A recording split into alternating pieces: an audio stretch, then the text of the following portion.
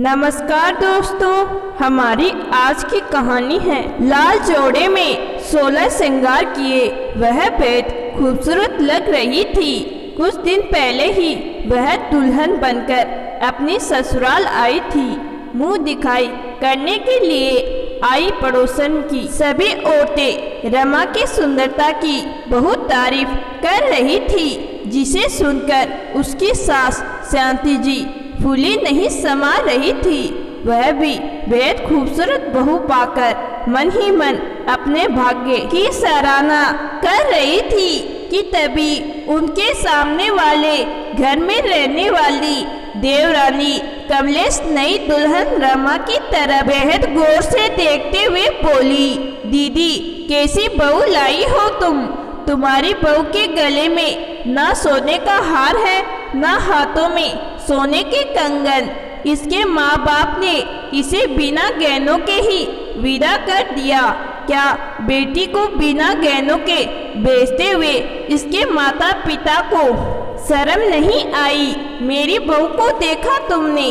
जब वह दुल्हन बनकर आई थी तब उसके गहने देखकर सबकी आंखें आश्चर्य से फैल गई थी। इतना सोना दिया था उसके माता पिता ने उसे। कमलेश की बातें सुनकर दुल्हन रमा की आंखें भर आई थी। उसके पापा स्कूल में चपरासी की नौकरी करते थे और मम्मी घर पर रहकर घर का काम संभालती थी। 3 भाई बहन थे वे, जिन्हें उनके मम्मी पापा ने अच्छी शिक्षा और संस्कार देकर पाला था। शांति जी एक दिन अपनी सहेली की बेटी की शादी में गई थी। वहीं पर उन्होंने रमा को देखा था।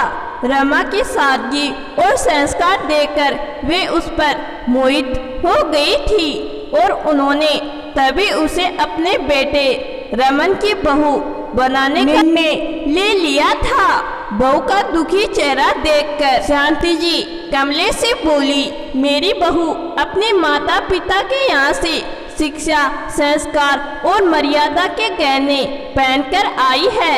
इसके पापा तो इसे गहने दे रहे थे, मगर मुझे वे गहने इन गहनों के सामने फीके लगे, इसीलिए मैंने उन्हें लेने से मना कर दिया और सिर्फ उनसे अपनी बेटी को 5 कपड़ों में विदा करने की विनती की, जिसे उन्होंने खुशी खुशी स्वीकार कर लिया।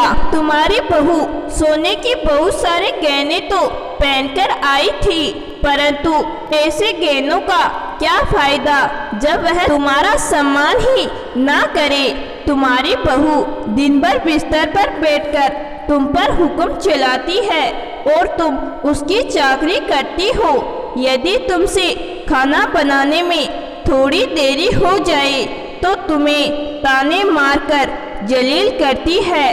तुम्हारी सेवा करने के बजाय वह दिन रात तुमसे अपनी सेवा करवाती है। सच कहूँ तो तुम्हारी हालत देखते ही मैंने मन ही मन निर्णय लिया था कि मैं बहू ऐसी लाऊंगी जो सोने के गहनों से नहीं, संस्कारों के गहनों से सजी हो। मुझे गर्व है अपनी बहू पर, जिसके माता पिता ने उसे संस्कारों के गहने पहनाकर विदा किया, जिसके कारण मेरी बहू मेरा और घर के सभी सदस्यों का बहुत सम्मान करती है, सबकी सेवा करती है और हम सबको खुश रखने का प्रयास करती है।